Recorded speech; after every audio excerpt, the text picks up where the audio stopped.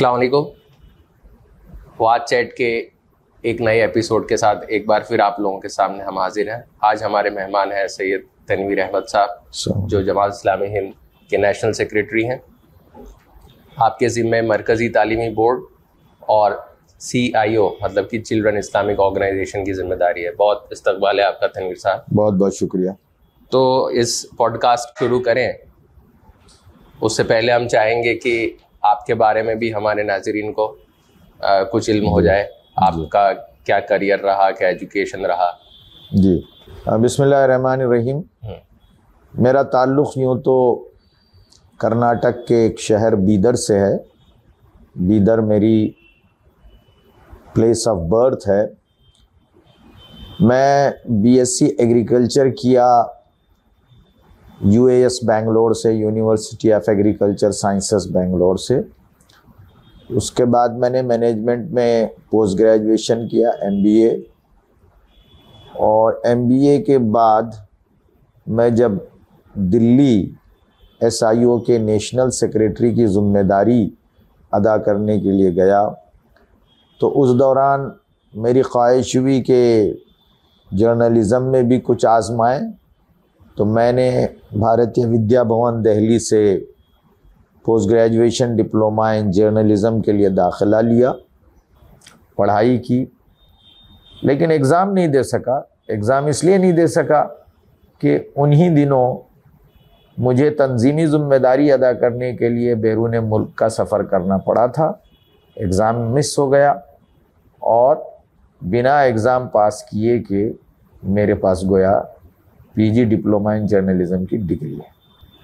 बहुत शुक्रिया तनवीर साहब। हमारे इल्म में है कि आप जमात इस्लामी हिंद की जो मुख्तलिफ जिम्मेदारियां हैं उसमें एक बहुत इम्पोर्टेंट शोबा है मरकज़ी तालीमी बोर्ड का, उसकी जिम्मेदारी है।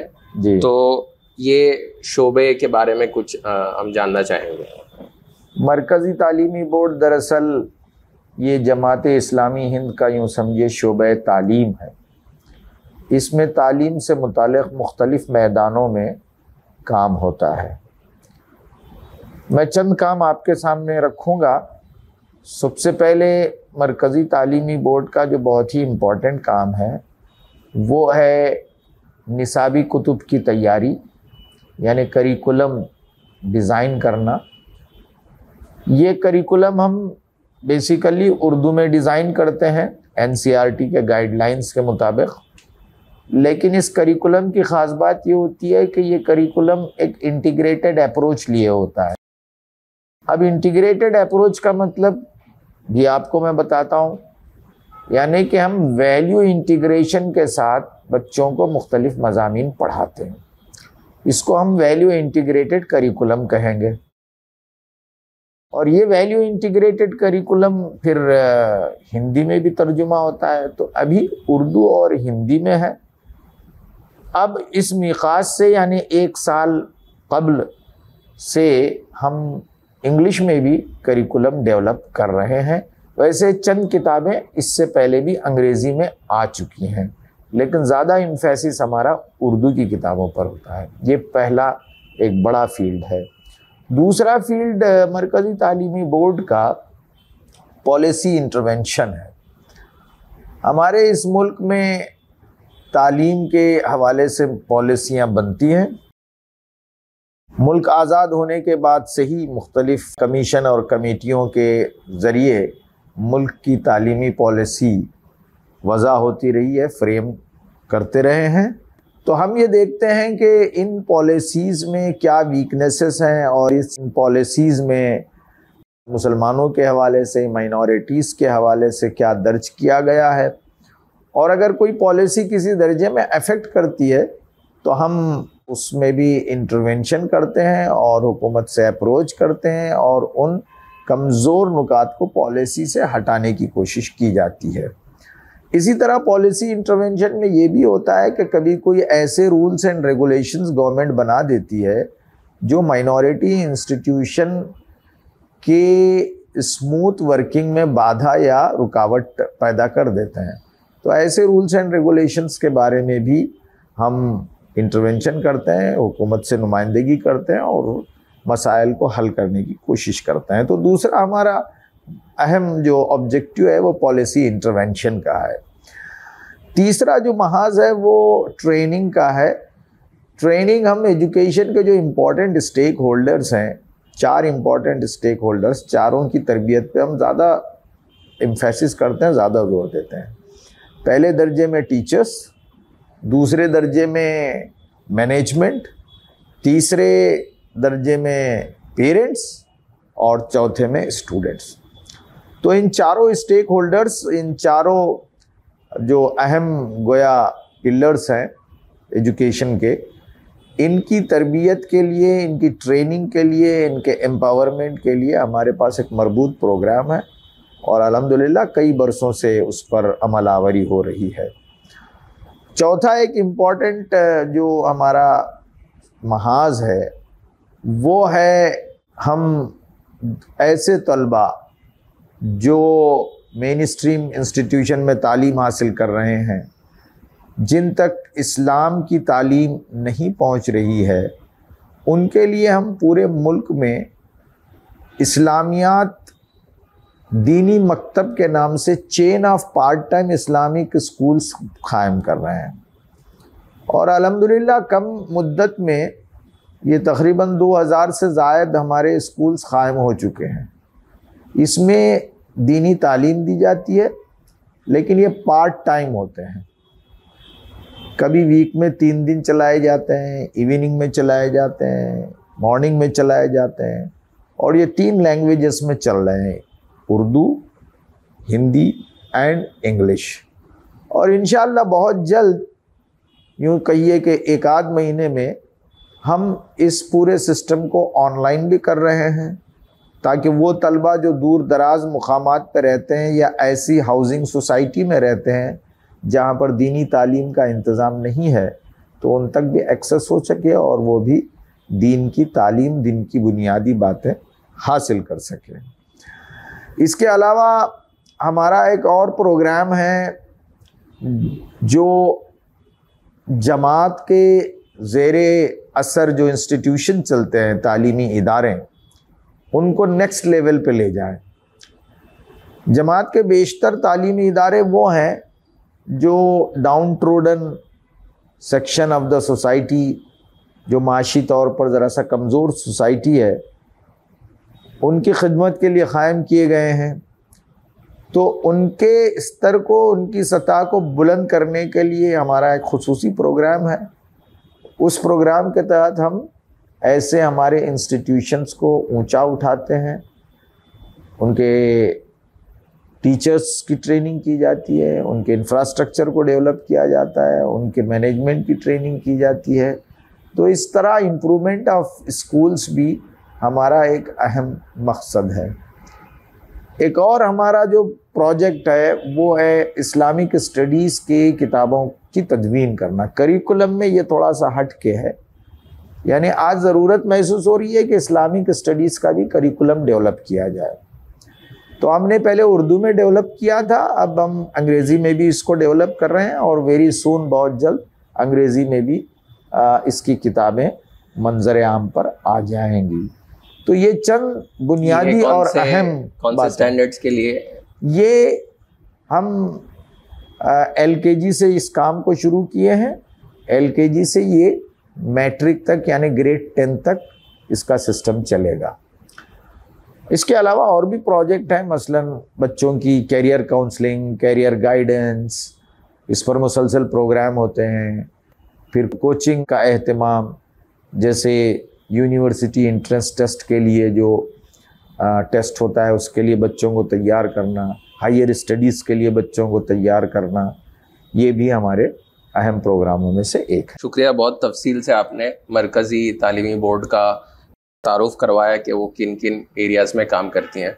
तफसील से तो नहीं बताया, ये बहुत ही मुख्तसर है। जी तनवीर साहब, ये जो हमारी जो ऑडियंस है उसमें से बहुत सारे वो लोग भी होंगे जी जो किसी न किसी तरह से एजुकेशन के किसी प्रोजेक्ट से जुड़े हुए होंगे, या उनकी ख्वाहिश होगी कि हम भी कुछ एजुकेशनल इंस्टीट्यूशन कायम करें। अभी एक बड़ी हमने जो चीज़ देखी है कि कम्युनिटी में जब एजुकेशन के प्रोजेक्ट के ऊपर कुछ लोग काम करना चाहते हैं, कुछ सोशल कैपिटल सब जमा करके उसको इन्वेस्ट करते हैं।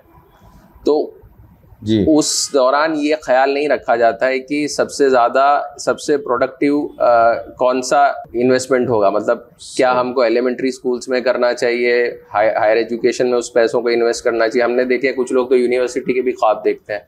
तो आपके हिसाब से अभी जो मौजूदा जो सूरत हाल है, तो उसको असेस कैसे करना चाहिए अपनी जो रीजन की नीड्स को, और क्या अप्रोच होना चाहिए when somebody is trying to set up a new educational institution? देखिए, एक एजुकेशनल इंस्टीट्यूशन को सेटअप करने के लिए सिर्फ विजन ही से काम नहीं होगा।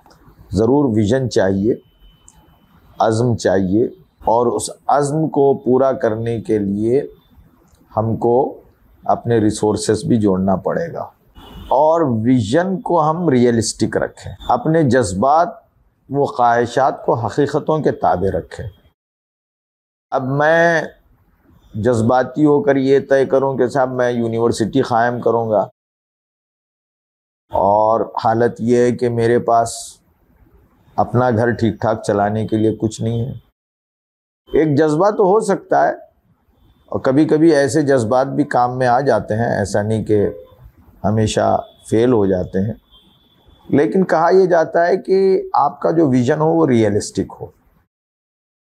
तो इस रियलिस्टिक टर्म के तहत अगर किसी फ़र्द के पास ये सलाहियत है और ये सरमाया है कि वो यूनिवर्सिटी क़ायम कर सकता है, तो आज मिल्लत को ऐसी यूनिवर्सिटी की भी ज़रूरत है। लेकिन एक फ़र्द है, एक खातून है जो घर में बैठी हुई है ग्रेजुएशन करके। उमूमन मुसलमानों के पास होता ये है कि औरतें बाहर नहीं जाती हैं काम वाम करने के लिए, कम जाती हैं, अभी इधर कुछ रुझान बढ़ा है। तो मैं ऐसी हमारी बहनों और बेटियों से गुजारिश करूंगा कि वो कम से कम अपने घर में एक कोचिंग सेंटर शुरू करें। आज इंडिया में हर मुसलमान को एजुकेशन के फील्ड में अपनी बिसात भर, उसकी कैपेसिटी में जितनी कोशिश है उतनी कर देना चाहिए। इसकी शुरुआत होगी आपके बच्चों की बेहतरीन तालीम से। इसकी शुरुआत होंगे घर में एक एजुकेशन का कल्चर डेवलप करने से। इसकी शुरुआत होगी घर में एक गुल्लक रख के, एक डब्बा रख के उसमें बच्चों की तालीम के लिए पैसे डालने से। आज हमारे पास घरों में एजुकेशन कल्चर ख़त्म हो चुका है। अगर कोई खातून, कोई बहन या कोई बेटी अपने लिए 10 रुपये की एक किताब ख़रीद रही है जो सिलेबस के बाहर की है, तो मैं उसको सलाम करता हूँ। मैं समझता हूँ कि वो एजुकेशनल एक्टिविटी में हिस्सा ले रही है। इसी तरह हमारी वो बहनें और बेटियाँ जो किसी को अलिफ ब पढ़ा सकती हैं, किसी को ABCD पढ़ा सकती हैं, तो उसे पढ़ाएं घर में। ये उनकी तरफ से एफर्ट होगा। तो इसका मतलब ये हुआ कि इंडिया में तालीम के मैदान में काम करने के लिए बहुत स्कोप है, बहुत फ्लेक्सिबिलिटी है, बहुत डिमांड है, हर लेवल पे डिमांड है। आज प्री स्कूल छोटे बच्चों की तालीम, मुसलमानों में प्री स्कूल की तालीम एक सर्वे के मुताबिक सिर्फ 9 to 10% है। आज भी 90% हमारे बच्चे up to the age 5 years they don't go to the pre schools. Okay, क्योंकि basically pre school is an urban phenomena. तो आप उनको पढ़ाइए या फिर ऐसे स्कूल खोल लीजिए छोटे छोटे। इसी तरह अगर कोई संस्था या कोई ग्रुप वो प्राइमरी स्कूल खोलना चाहता है तो डेफिनेटली वो प्राइमरी स्कूल खोले, क्वालिटी का स्कूल खोले। अगर कोई संस्था, कोई इदारा, कुछ ग्रुप ऑफ पीपल मिलकर सिर्फ स्कूल ड्रॉप आउट्स के लिए खोलना चाहते हैं, डेफिनेटली वो ड्रॉप आउट्स के लिए स्कूल खोलें। इसकी स्कोप बहुत ज़्यादा है। मैं तो अभी बेंगलोर से आते हुए एक साहब को मशवरा दिया कि साहब आप स्कूल ऐसा खोलिए जो वीक स्टूडेंट के लिए ही हो। उसमें आप बड़ा दावा मत कीजिए कि हमारे इतने बच्चे 100% लाते हैं, इतने बच्चे। आपके पास 50% मार्क्स लेने वाले बच्चों को दाखिला दीजिए और इनको इम्प्रूव कीजिए। और मैंने देखे हैं ऐसे स्कूल्स बेंगलोर में हैं, चेन्नई में हैं, मदुराई में हैं, हैदराबाद में जो NGOs चलाते हैं, और उनके पास बेसिक क्वालिफिकेशन ये होती है कि हम ऐसे बच्चे को एडमिशन देंगे जो पिछले साल फेल हो गया था। ये जो रेमेडियल क्लासेस जो बोलते हैं, रेमेडियल क्लासेस नहीं है, रेमेडियल क्लासेस इज ए बकवास concept. It is not remedial classes. अभी कॉन्सेप्ट बदल गया है। अभी ये कहा जाता है कि आप लर्निंग गैप को दूर करें, and how to overcome the learning gap, उसमें बहुत सारे मेथड हैं। लर्निंग गैप इसलिए आता है कि बच्चा बेसिक कॉन्सेप्ट नहीं जानता, और रेमेडियल क्लास में होता ये है कि 90% रेमेडियल क्लासेस जहाँ होते हैं स्कूलों में, वो आफ्टर एग्जामिनेशन होते हैं, और उसमें क्या करते हैं, उस क्लास का सिलेबस दोबारा पढ़ा देते हैं और बच्चे को इस एबल बनाते हैं कि वो 35 नंबर ले ले। बात ये नहीं है कि बच्चे को 35 नंबर के काबिल बनाए, आप तो उसको नालायक बना रहे हैं। 35 नंबर का मतलब यानी वो 35% कॉन्सेप्ट जान रहा है, 65% कॉन्सेप्ट नहीं जान रहा है। सब कॉन्टिनेंट ही में 35 नंबर पर पास होते हैं, and this is British phenomenon. ये कॉलोनियल फेनोमेनन है, आज उसको हम ढो के फिर रहे हैं।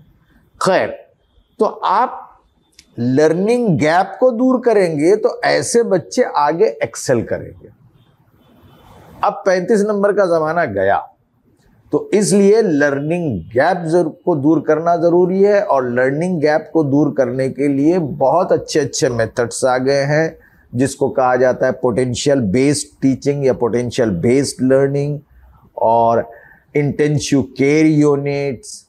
ओके, तो इस तरह बहुत सारे तजुर्बात हो रहे हैं। दिल्ली गवर्नमेंट बहुत अच्छे तजुर्बात कर रही है, NCERT बहुत सारे सजेशंस के साथ आ रही है। रेमेडियल क्लासेस तो बच्चे को नफ्सियाती तौर पर कमज़ोर कर देते हैं। आपने एक बात कही कि 90% of the students among Muslims, मतलब चिल्ड्रन 5 साल की एज तक उनका एनरोलमेंट नहीं होता है फॉर्मल एजुकेशन में, या प्री स्कूलिंग नहीं होती है। तो साइकोलॉजी के एक्सपर्ट्स इसमें क्या कहते हैं कि what is the right age to start formal education? देखिए, आपका सवाल बहुत अच्छा है, क्योंकि एक हमारे पास तसव्वुर और धारणा ये है कि 5 साल तक बच्चे को स्कूल में नहीं शरीक करना चाहिए, और बाज़ हमारी किताबों में लिखा भी है। बिल्कुल सही है, मैं बिल्कुल एग्री करता हूँ उससे, और तमाम एजुकेशनिस्ट इस बात पर एग्री करते हैं कि बच्चे को आप 4 साल की उम्र तक पेन और पेंसिल ना दें, पढ़ाएं नहीं। लेकिन मैं जिस एजुकेशन की बात कर रहा हूँ वो प्री स्कूल यानी पढ़ाने का नहीं होता है। प्री स्कूल में अभी हमारा जो NCERT ने करिकुलम डेवलप किया है, उसका करिकुलम फ्रेमवर्क वो बड़ा इंटरेस्टिंग है। उसमें नंबर 1 पोजीशन पे बच्चे के फाइन मोटार स्किल्स और ग्रॉस मोटार स्किल को डेवलप करने की बात है, और ये पूरा एक फ़लसफ़ा है कि फाइन मोटार स्किल और ग्रॉस मोटार स्किल के ज़रिए किस तरह बच्चे का ब्रेन डेवलप होता है। एक्सपर्ट ये कहते हैं कि 90% बायोलॉजिकल जो ब्रेन होता है वो 6 साल तक डेवलप हो जाता है। तो वो प्रॉपरली डेवलप हो, उसके लिए वो प्री स्कूल काम करता है, नंबर 1 चीज़। नंबर 2 चीज़, प्री स्कूल में बच्चे के चंद इमोशनल और सोशल स्किल्स को डेवलप किया जाता है। नंबर 3 चीज़, बच्चे के जो cognitive level Aahista Aahista progress कर रही है, जहानत, उस जहानत को ठीक ठाक क्या कहना चाहिए, ठीक ठाक रास्ते पर डाला जाता है। क्योंकि जीन पियाजे ये कहता है कि एक बच्चा अपना नॉलेज खुद कंस्ट्रक्ट करता है, तो बच्चे को मदद करें वो अपने नॉलेज को कंस्ट्रक्ट करने के लिए। लेकिन अनफॉर्चुनेटली होता ये है कि हमारे स्कूलों में बच्चों के इन सारे स्किल्स को डेवलप नहीं किया जाता, बल्कि इन सारे स्किल्स को डैमेज किया जाता है। अगर आप 4 साल से पहले बच्चे को पेन देंगे और उसको ये कहेंगे, उस पर ये दबाव डालेंगे कि वो लिखे ABCD, तो बच्चे के जो ये फाइन मोटार स्किल्स हैं, जो बिल्कुल महीन और बारीक नसें हैं वो डैमेज हो जाते हैं। जब वो डैमेज हो जाते हैं तो आपके ब्रेन पर असर होता है। और बचपन में बच्चा तो खैर आपको अच्छा लगेगा, लेकिन 50 इयर्स के बाद उसके हाथ में राशा आ जाता है और उसको कई बीमारियों, नर्वस की सिस्टम में प्रॉब्लम आ जाता है। तो इसलिए प्री स्कूल ज़रूरी है। प्री स्कूल सीरत के एतबार से भी ज़रूरी है। अल्लाह के रसूल सल्लल्लाहु अलैहि वसल्लम भी प्री स्कूल में गए थे, दाई हलीमा के गोद में, वो प्री स्कूल था, तो वहाँ जुबान सिखाई गई जी। तो यहाँ प्री स्कूल में भी आर्ट ऑफ स्पीकिंग सिखाना चाहिए। उसके बाद आपको करेजियस बनाना चाहिए। ओके, बच्चे को फिजिकल एक्टिविटीज में मुब्तला करना है, तो यही प्री स्कूल में करवाया जाता है, करवाना चाहिए। जिस प्री स्कूल में बच्चे को कुर्सी पर बिठाकर ए फॉर एप्पल, एप्पल माने सेब, जोर जोर से पढ़ाया जाता है, वो स्कूल नहीं है, वो जेल खाना है। एंड दैट इज डिस्ट्रॉइंग अवर नस्ल। वो हमारी नस्ल को खराब कर रहा है। तनवीर साहब, एक बात मैं कहूँ, जैसे हम लोग अहमदाबाद में बैठे हैं आज, यहाँ पर हमारे मेहमान बने हुए हैं। हम जिस इलाके में बैठे हैं जुहापुरा में, यहाँ पे तकरीबन 28 प्राइमरी स्कूल्स हैं और उसमें तकरीबन 15-20 हज़ार बच्चे होंगे। और ये ऐसे बच्चे हैं जिनके इर्द गिर्द में कोई भी नॉन मुस्लिम स्टूडेंट नहीं है, या 100% मुस्लिम घेटों में ये है। तो एक अलग तरह की नफ्सियात में बच्चे यहाँ पे परवरिश पाते हैं। तो ये जो कंस्ट्रेंट है, क्योंकि ये रातों रात तो हम ओवरनाइट चेंज नहीं कर सकते कि सबको उस तरह के स्कूलों में डाल दें। तो आप इस स्कूल मैनेजमेंट को इस सिचुएशन के लिए उनके अंदर जो डाइवर्सिटी है, जो बाहर जाके कल्चरल शॉक नहीं आए उनको, खास करके 12th के बाद या हायर एजुकेशन में, तो किस तरह का एडवाइस करेंगे आप? देखिए, आपका जो सवाल है, आपने वो मुस्लिम स्टूडेंट्स के हवाले से उनके रेफरेंस में आपने किया है, बिल्कुल सही है, वैलिड क्वेश्चन है, और ये हमारे इस देश का बहुत सीरियस मसला है। जो मुसलमान बच्चे घेटोज़ में या एक्सक्लूसिव मुस्लिम स्कूलों में पढ़ते हैं, वो गोया एक्सक्लूसिवनेस का शिकार हो जाते हैं। उनको दुनिया का एक ही रुख दिखाई देता है, उनमें इंक्लूसिवनेस नहीं आता, या कम आता है, नहीं आता कहना मुश्किल है, क्योंकि उनकी समाजी ज़िंदगी तो बहरहाल इंक्लूसिव गुज़र रही है। सिर्फ उनकी एजुकेशन वाली जो लाइफ है वो एक्सक्लूसिव गुज़र रही है।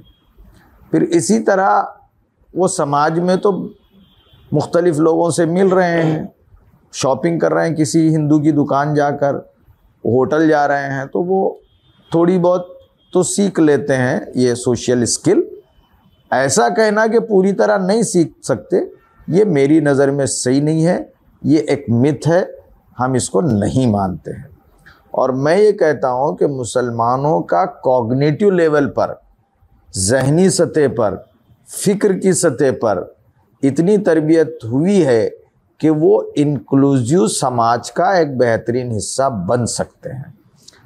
ये कहने के बाद अब आप आइए दूसरे खीमे में जाते हैं। दूसरे खीमे में भी इसी तरह का प्रॉब्लम है। आज मुसलमानों से ज़्यादा गैर मुस्लिमों के बेशुमार स्कूल्स हैं जहाँ पे एक भी मुसलमान नहीं मिलेगा आपको।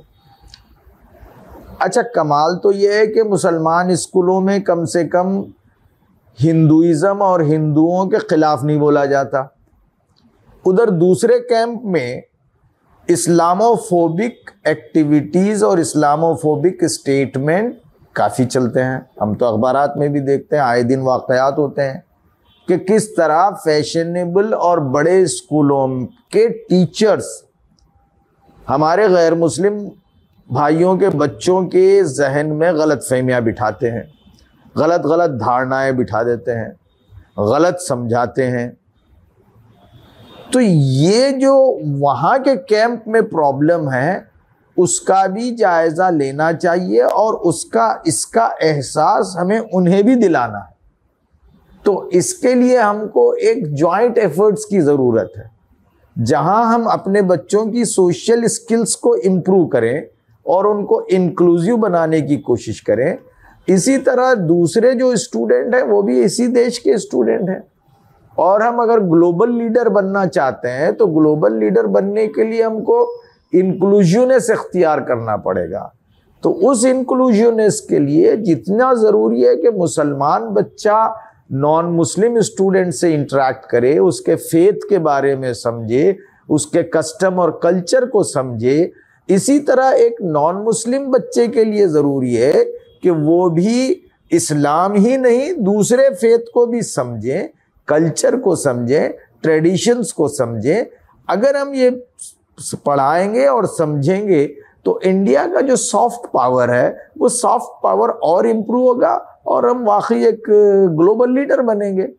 अदरवाइज हम जो एक आज़म लिए हैं, हम एक जो बहुत बड़ा गोल सेट किए हैं कि हम ग्लोबल लीडर बनेंगे, विश्व गुरु बनेंगे, वो हम नहीं बन सकेंगे। तनवीर साहब, एक हम लोगों ने जब सच्चर कमेटी की रिपोर्ट आई थी तब एक डेटा पॉइंट हमने ये देखा था कि मुसलमानों के 4% के आसपास बच्चे जो है दीनी मदारिस में इल्म हासिल कर रहे हैं। तो आज सूरत हाल क्या है, ट्रेंड क्या है? दीनी मदारिस का खुद जो एजुकेशन, मेन स्ट्रीम एजुकेशन के साथ पेश रखने के लिए वो खुद क्या कर रहे हैं और उनके अंदर उनको क्या एडवाइस करना चाहेंगे जो बड़े बड़े जो दीनी मदारिस हैं? देखिए, इंडिया में दीनी मदारिस गवर्नमेंट ऑफ इंडिया के बहुत बड़े मददगार हैं। ये बहुत बड़ा सपोर्ट सिस्टम है। गवर्नमेंट इसको ऑब्जेक्टिवली और सही अंदाज में गौर करना चाहिए, एनालाइज करना चाहिए। असल में गवर्नमेंट के पॉलिसी मेकर्स, ब्यूरोक्रेट्स ये थोड़ा सा बयास्ड हो जाते हैं, जबकि ब्यूरोक्रेट्स पर्टिकुलरली आईएएस ऑफिसर्स को ये ट्रेनिंग दी जाती है एथिक्स की, और ये उनके कोर्स में शामिल है आईएएस के जो एग्ज़ाम्स होते हैं, कि वो ऑब्जेक्टिवली चीज़ों को देखें और उसको एनालाइज करें और उसके पॉजिटिव, नेगेटिव, उसके वीकनेसेस और स्ट्रेंथ दोनों को देखें।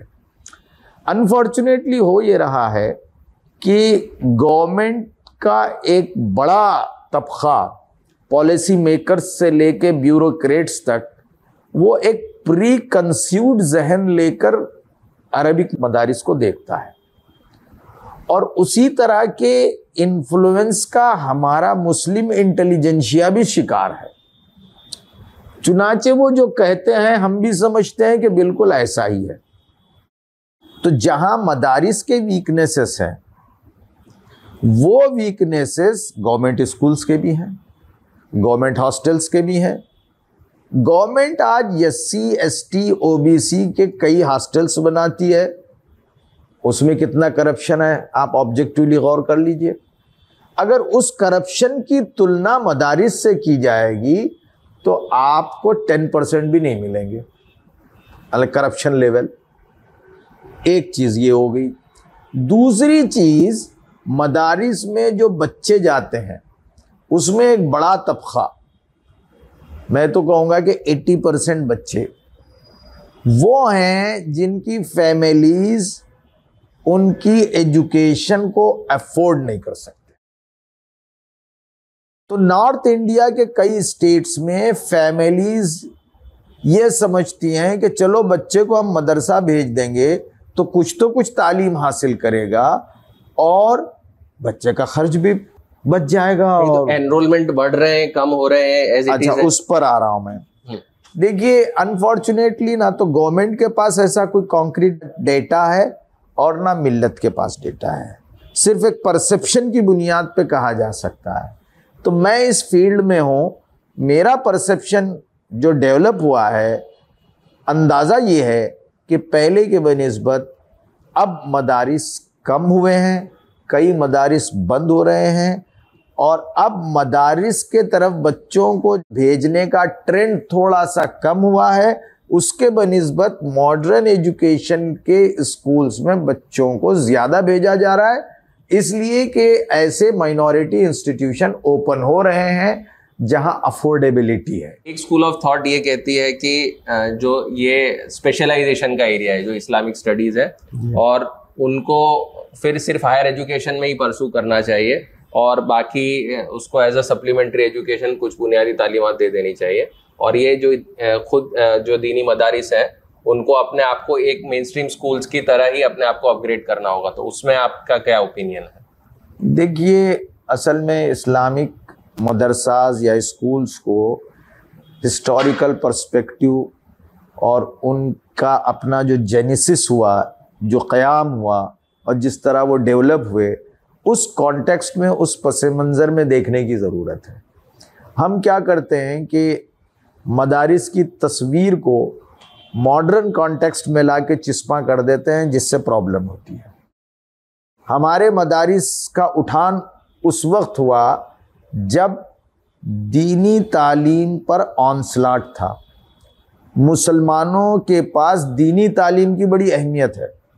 मुसलमानों के अलावा इंडिया में जो दीगर मज़ाहिब हैं, उन मज़ाहिब में तो ये तसव्वुर था कि तालीम तो सिर्फ़ एक आलाज़ात का शख्स हासिल कर सकता है। वेदास तो वो पढ़ सकता है, उपनिषद तो वो पढ़ सकता है। इसके बरखिलाफ इस्लाम में हर बच्चे को कुरान पढ़ना ज़रूरी है। तो इस मकसद के तहत जब ब्रिटिश राज आया और ब्रिटिश राज ने मैकावेले रिपोर्ट के बाद जब मदारिस को एड बंद कर दी, तो फिर मदारिस शुरू हो गए, मदारिस का आगाज़ हुआ और पर्पज़ ये था कि इस्लामिक एजुकेशन को प्रोटेक्ट किया जाए। और आज भी ये मदारिस अपने एतबार से बहुत अच्छा काम कर रहे हैं। आपका जो सवाल है वो मॉडर्नाइजेशन ऑफ मदरसा, यकीनन मैं मॉडर्नाइजेशन ऑफ मदरसा के बजाय मदारिस का अहिया कहता हूँ, रिवाइवल ऑफ मदरसास। इसलिए कि हम पूरे वर्ल्ड कल्चर को देखें तो दुनिया में मदरसा सिस्टम ही वाहिद सिस्टम रहा है जो हर दौर की ज़रूरतों को पूरा किया है और हर दौर के कंटेम्प्ररी एजुकेशन को वो सिखाया है। आप उल्लक बेग का मदरसा देखते हैं, उल्लक बेग की ऑब्जर्वेटरी भी है, मदरसे में बच्चे पढ़ते थे और कॉस्मोलॉजी भी पढ़ते थे।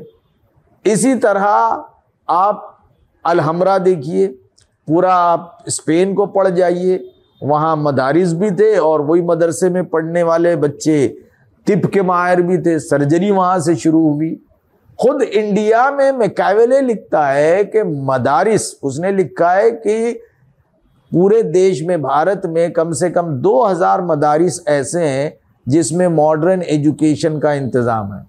उस ज़माने में मदारिस में एग्रीकल्चर की तालीम दी जाती है, किस तरह क्रॉपिंग की जाए, फसल की जाए, उस ज़माने का वही था। उस ज़माने में तिब की तालीम दी जाती थी। उस ज़माने में आपको स्किल्स सिखाए जाते थे, दस्ती काम सिखाए जाते थे। उस ज़माने में आपको लॉ पढ़ाया जाता था, फतवा पढ़ाया जाता था, लॉ की तालीम दी जाती थी। आपको दरख्वास्त लिखने के तरीक़े सिखाए जाते थे। किताबत उस वक्त की आजकल जैसा DTP वगैरह है वो था, तो किताबत सिखाई जाती थी। तो इस तरह बहुत सारे स्किल्स थे, वो भी डेवलप किए जाते थे और बहुत सारे कोर्सेस और सब्जेक्ट्स थे, वो भी पढ़ाए जाते थे। लेकिन रफ्ता रफ्ता उसमें वो तनाव और वो इम्प्रूवमेंट नहीं हुआ जो आप कह रहे हैं। एंड आजकल तो ख़ुद मदारिस के लोग इसको एग्री कर रहे हैं और इंशाअल्लाह हम उम्मीद करते हैं कि इम्प्रूवमेंट होंगे। हाँ, चंद मदारिस में इम्प्रूवमेंट हुए हैं, इंट्रोड्यूस किए जा रही चीज़ें, लेकिन एक गलत कॉन्सेप्ट ये भी आ गया है कि सिर्फ कंप्यूटर एजुकेशन को मॉडर्नाइजेशन समझा गया है। Computer education is not modernisation. आपने कंप्यूटर को इंट्रोड्यूस किया, ठीक है, उसमें मॉडर्नाइजेशन नहीं है। मॉडर्नाइजेशन तो ये होगा कि आप अपने उसलूब तदरीस को कितना मॉडर्न कर रहे हैं, आपके सब्जेक्ट्स को आप कितना अपडेट कर रहे हैं और आपके पूरे सिस्टम को assessment, evaluation, continuous professional development of teachers, ये सारी चीज़ें हैं। पूरा एक होलिस्टिक अप्रोच होता है। इसमें अगर इम्प्रूवमेंट करेंगे तो इंशाअल्लाह मदारिस अपना खोया हुआ मुकाम दोबारा हासिल करेंगे। And they got the potentials, उनके पास इतनी पोटेंशियल मौजूद है कि वो कर सकते हैं। अच्छा तनवीर साहब, एक मरकज़ी तालीमी बोर्ड की तरफ से गुजरात में भी कुछ प्रोग्राम ऑर्गेनाइज हुए थे जिसका मेन सब्जेक्ट है ह्यूमैनिटीज़ को लेके, ह्यूमैनिटीज़ के डिसिप्लिन को प्रमोट किया जाए। तो एक जो तालिब इल्म जो ज़हीन होते हैं, ख़ास करके जो 80% प्लस या 90% प्लस लाते हैं, तो उनका जो करियर का सिलेक्शन का जो प्रायोरिटीज़ होती हैं वही होती हैं जो डॉक्टर हो गया, इंजीनियर हो गया, बहुत तो सीए चार्टर्ड अकाउंटेंट हो गया।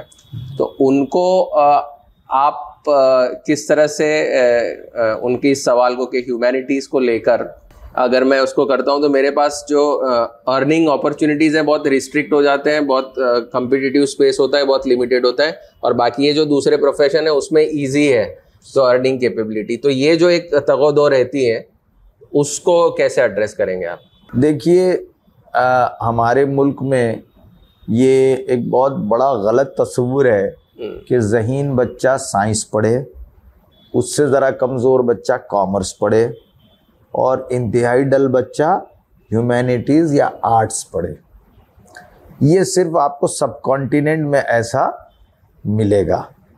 आजकल वेस्ट में और जितने डेवलप्ड कंट्रीज़ हैं उसमें तो अब मल्टीपल सब्जेक्ट का कॉम्बिनेशन आ गया है।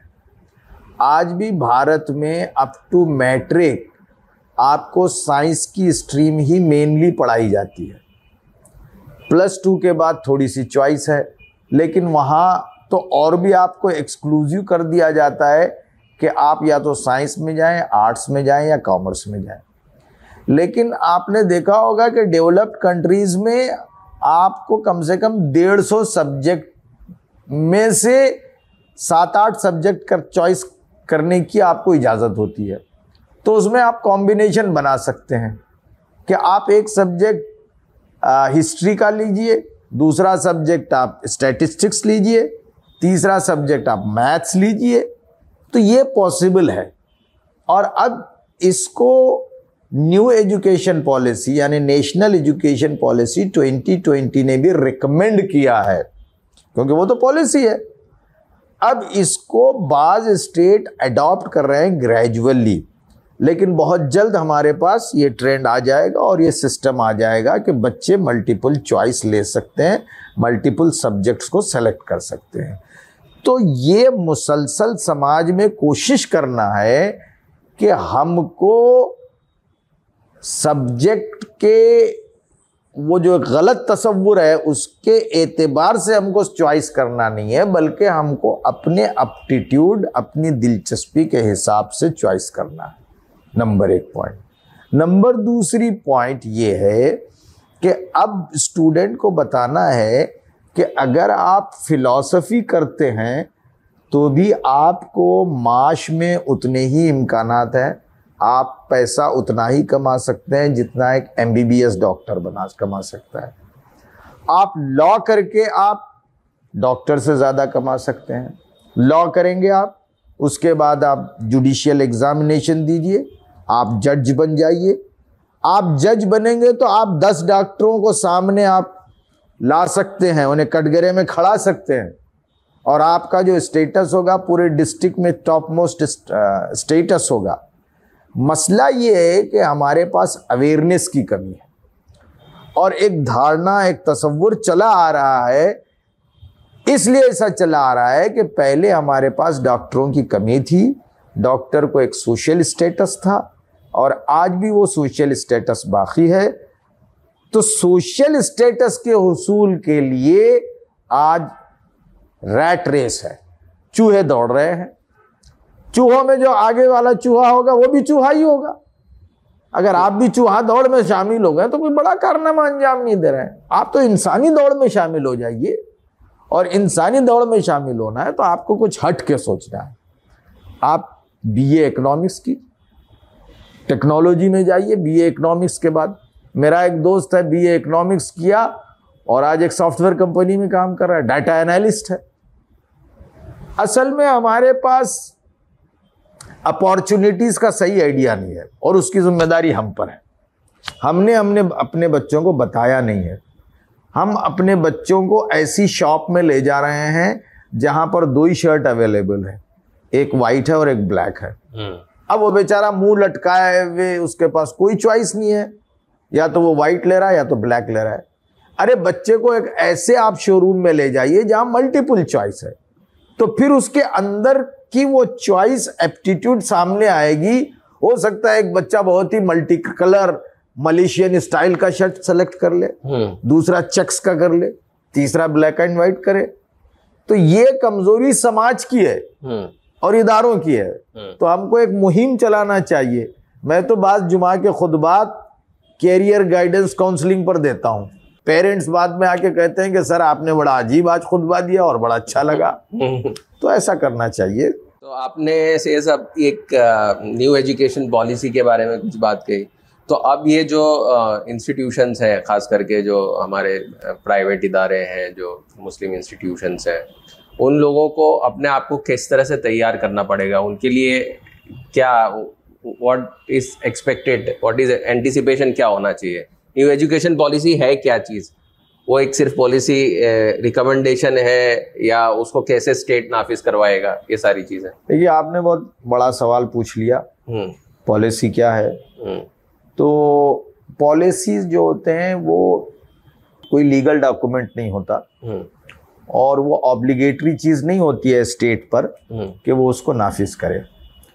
और इंडिया के हमारे कॉन्स्टिट्यूशन के मुताबिक एजुकेशन जो है वो स्टेट और सेंटर दोनों का अफेयर है।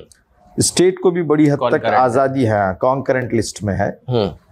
तो स्टेट को भी पूरी आज़ादी है कि वो अपने पॉलिसीज़ बनाए और अपने एतबार से अपने स्टेट की एजुकेशन को इम्प्रूव करने की कोशिश करे। तो अभी जो पॉलिसी आई 2020 से पहले भी बहुत पॉलिसीज़ आए हैं और 2020 से पहले जो लंबे अरसे तक एक पॉलिसी चलती रही उसमें थोड़े बहुत करेक्शंस या एडिशन होते रहे।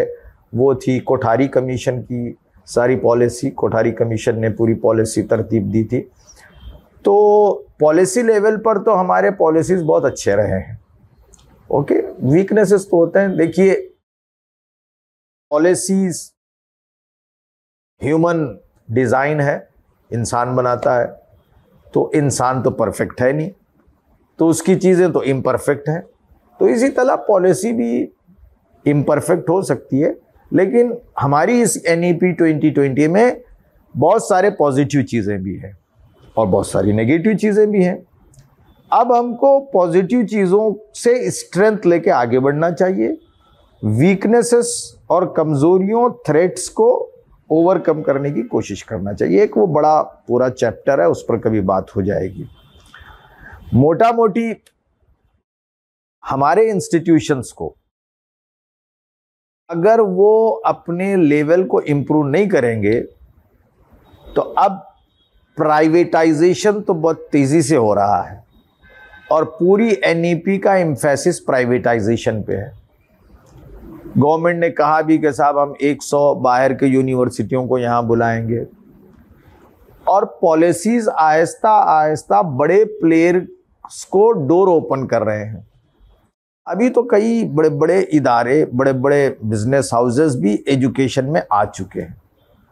ओके, मैं नाम नहीं लूँगा, पब्लिसिटी हो जाएगी।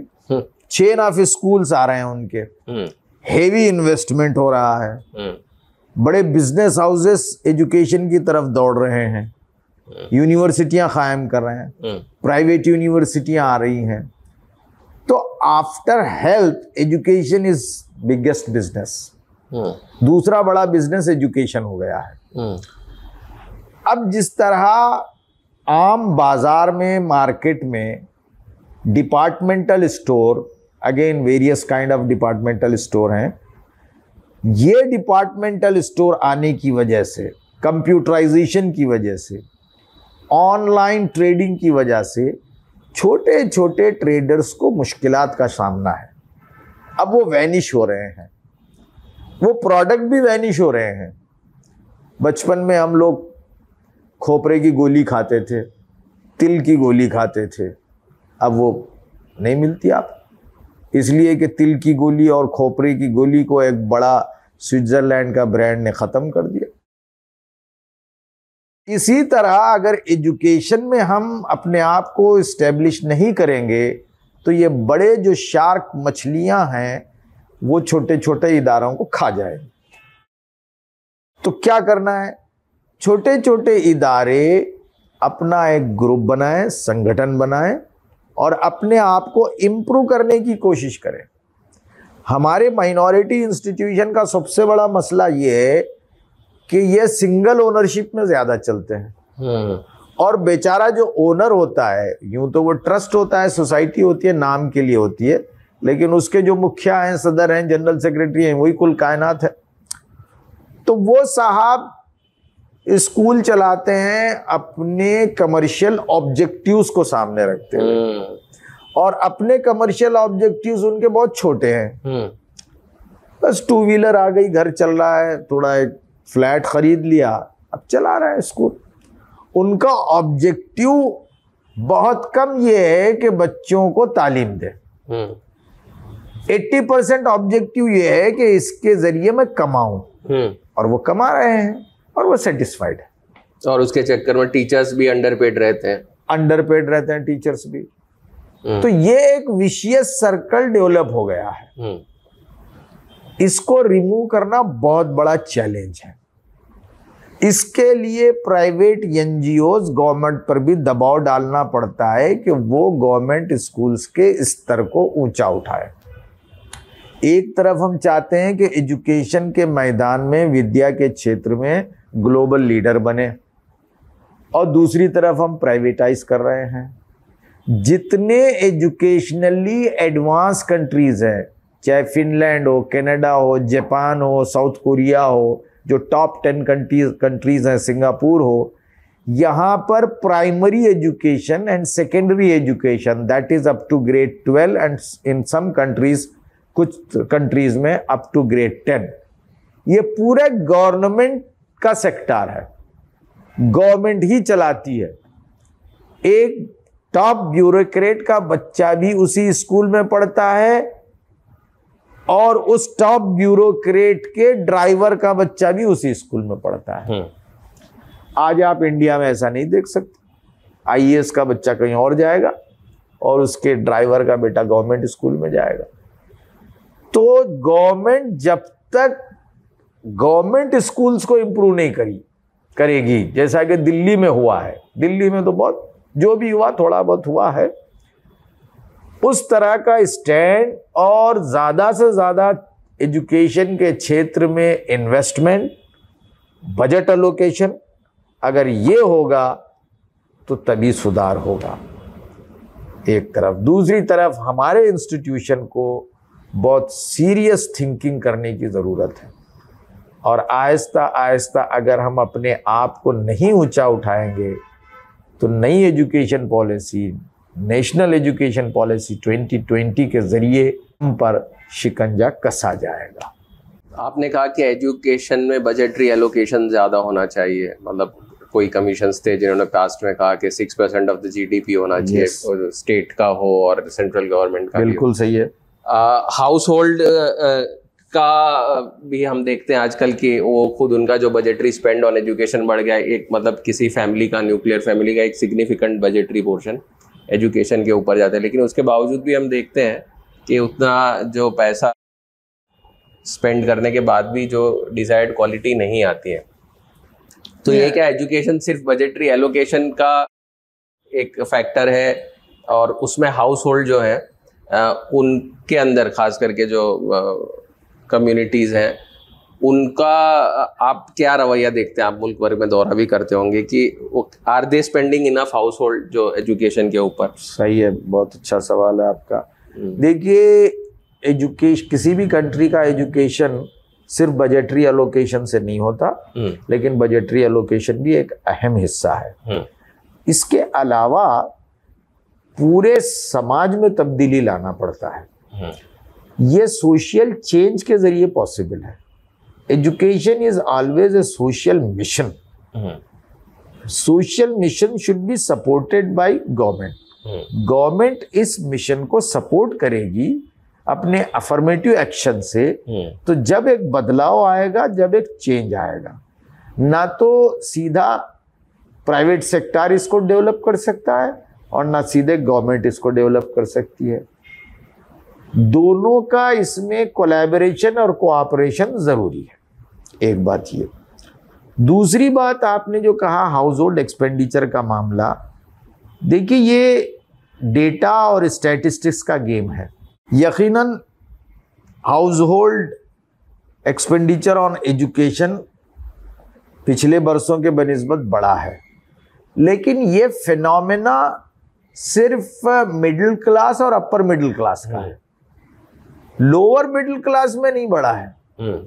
बड़ा भी है तो बहुत मार्जिनल बड़ा है, और एक बड़ा जो चंक है वो तो लोअर मिडिल क्लास और पुअर सेक्टर, पुअर क्लास है। उनको आप ज्यादा स्पेंड करने के लायक बनाएं या उनके उन बच्चों के बिहाफ में आप स्पेंड करें, तब जाके बैलेंस बनेगा। बिल्कुल। अब हो ये रहा है कि अपर मिडिल क्लास ये स्पेंड कर रहा है, ओके, एकदम जो इन्फ्लुएंशियल क्लास है, अफ्लुएंट क्लास है ऊपर वाला, अभी तो 6 क्लासेस हो गए हमारे पास, ओके, तो वो तबका तो चाहे पढ़ाओ या ना पढ़ाओ उसको उससे कोई इम्पैक्ट पड़ता नहीं है, लेकिन वो अपने बच्चों को भेजते हैं जहाँ पे बम्बई में 1 करोड़ रुपए तक 1 साल की फीस है, वैसे जगह बच्चे जाते हैं। उसके बाद और भी फैशनेबल स्कूल हैं जिनकी फ़ीसें कम से कम 10 लाख रुपए पर एनम है, तो वो तो एक अफ्लुएंट क्लास का फिनोमेनन है। लेकिन अपर मिडिल क्लास और मिडिल क्लास, इसमें यकीनन स्पेंडिंग बढ़ी है, इसलिए कि अपर मिडिल क्लास और मिडिल क्लास अपने बच्चों पर स्पेंड करना एक अच्छा इन्वेस्टमेंट समझता है, और उसके कुछ सोशल कंपल्शंस होते हैं कि बच्चे का आगे रिश्ता कैसा होगा, वो मेरे बुढ़ापे का सहारा होगा। तो ये सारे थॉट प्रोसेस और सोशल ऑब्लिगेशंस हैं जिसकी वजह से ये स्पेंडिंग बढ़ी है। लेकिन आम तौर पर जो लोअर मिडिल क्लास है, लोअर क्लास है, उसमें तो एजुकेशन के हवाले से बजटिंग करने का कोई शऊर नहीं है। जब फीस देने की बारी आती है तो एप्लीकेशन लिए एनजीओज़ के पास भागते हैं कि साहब हमारे बच्चे की फ़ीस दिलवा दीजिए, या फिर ऐसे स्कूलों में जाते हैं जहाँ फ़ीस कम है। तो एजुकेशन पर तो इन्वेस्टमेंट आम तौर पर इस क्लास का बहुत ही कम है। ना एजुकेशन के लिए सेविंग है, ना एजुकेशन का कल्चर है। तो ये एक बड़ा प्रॉब्लम है जिसको हम डेवलप करना चाहिए। इसको हम कहते हैं एजुकेशन कल्चर। तो एजुकेशन कल्चर डेवलप होना चाहिए। आखिरी 2 सवाल, फिर उसके बाद इंशाल्लाह हम पॉडकास्ट खत्म करेंगे जी। एक सवाल यह है कि आपने एक बात कही थी जब मरकज़ी तालीमी बोर्ड का आप तारुफ करवा रहे थे कि आपने 2000 से भी ज़्यादा ऐसे इंस्टीट्यूशन पार्ट टाइम कायम करने में आपको कामयाबी मिली है जिसमें सप्लीमेंट्री इस्लामिक एजुकेशन दिया जाता है। अगर कोई देख रहा है हमारी ऑडियंस में जिनके पास इस तरह का इंफ्रास्ट्रक्चर अवेलेबल है और कुछ दिलचस्पी है इस तरह की, तो वो कैसे जुड़ सकते हैं एमटीबी से, और उसमें जो बच्चे उसमें इल्म हासिल करेंगे उनको मोटा मोटी कैसे ये तालीम दी जाती है? देखिए, मैंने ये नहीं कहा कि 2000 इंस्टीट्यूशंस में हमने इसको इंटीग्रेट किया या लगाया है। मैंने ये कहा कि 2000 ऐसे सेंटर्स हमने कायम किए हैं जी। ये सेंटर्स इंस्टीट्यूशन में भी हैं, ये सेंटर मसाजिद में भी हैं, ये सेंटर्स घरों में भी हैं। इसका बेसिक पर्पस ये है कि वो बच्चे जो ऐसे स्कूलों में जा रहे हैं जहाँ दीनी तालीम का इंतज़ाम नहीं है, उन्हें हम बेसिक दीनी तालीम दें ताकि वो इस्लाम के सफ़ीर बन सकें और इस्लाम के बेसिक प्रिंसिपल्स को, अक़ायद को, इबादत को और इस्लाम की तारीख़ को जान सकें। तो इस तरह उनको एक सेल्फ सफिशिएंट मुसलमान बनाने की एक कोशिश है। अब इसमें हम चाहते हैं कि तमाम लोग हिस्सा लें। ये हमारा कोई इस पर राइट नहीं है, ना इसमें हमारा कोई कमर्शियल इंटरेस्ट है। ये तो एक मिल्लत की नौखेज़ नस्ल, नई नस्ल जो दीन से दूर जा रही है, और आज इंडिया में एक्स मुस्लिम टाइप के बच्चे जन्म लेने लगे हैं, ऐसे वेबसाइट आ रहे हैं। तो हमको हैरत होती है और कल अल्लाह ताला हमको पूछेगा कि बच्चे दीन बेजार हो रहे थे और आप क्या कर रहे थे। तो बच्चों को दीन बेजारी से बचाने के लिए हमारी और आपकी जिम्मेदारी है कि हम उन्हें एजुकेट करें। सही। और इस्लाम की तालीमात लॉजिकली एक्सप्लेन करें। सिर्फ इतना नहीं कि आप बच्चों को रट्टा लगा के उन्हें मेमोराइज करवा रहे हैं कुछ चीज़ें। डेफिनेटली कुछ चीज़ें मेमोराइज भी करवाएंगे, लेकिन हम बच्चों के कॉग्निटिव लेवल पर दीन की हक्कानियत को बिठाएंगे। ये है हमारा ऑब्जेक्टिव दीनी मकातिब का। तो कुछ सिलेबस प्रोवाइड करते हैं? इसके हमने सिलेबस बनाया है। इसकी 4 किताबें हैं, Urdu, English and Hindi languages में। और दीज बुक्स, ये किताबें supported by YouTube lectures. 4 books हैं, उर्दू, हिंदी और इंग्लिश लैंग्वेजेस में ये बुक अवेलेबल है। कोई भी ऐसा शख्स जो इस्लाम की बुनियादी मालूमात रखता है, कोई भी ऐसी हमारी बहन और बेटी जो इस्लाम की बुनियादी मालूमात रखती हैं, इन 3 ज़बानों में से कोई ज़बान पढ़ना जानती हैं, कुरान मजीद सेहत के साथ पढ़ना जानती हैं, तो वो हमारे इस दीनी मकतब को अपने घर में, मोहल्ले में खोल सकती है। और हम चाहते हैं कि ये वॉलंटरी एफर्ट के तौर पर चले। पूरा सपोर्ट हम देते हैं, ट्रेनिंग देते हैं, और हर सबक, हर लेसन यूट्यूब पर दस्तयाब है, यूट्यूब पर अवेलेबल है। एक टीचर उस लेसन को पढ़ाने से पहले यूट्यूब पर जाएगा, उसे देख लेगा, तो उसको पूरा ज्ञान हासिल हो जाएगा, उसको ट्रेनिंग मिल जाएगी, फिर वो उस लेसन को बच्चों के दरमियान पढ़ा सकता है। 2 बच्चे, 5 बच्चे, 10 बच्चे, अपने घर के बच्चे, पास पड़ोस के बच्चे, मोहल्ले के बच्चे शुरू कर सकते हैं। क्या सर्च करना होगा यूट्यूब पर? यूट्यूब पर इस्लामियात मरकजी तालीमी बोर्ड, MTB। और अगर किसी को ये जुज़वक्ती मकतब कायम करना है तो मेरी उनसे रिक्वेस्ट ये है कि इस टेलीफोन नंबर पर जो अभी आपके सामने डिस्प्ले होगा, उस पर आप फ़ोन करें। ये हमारे नेशनल कोऑर्डिनेटर का नंबर है।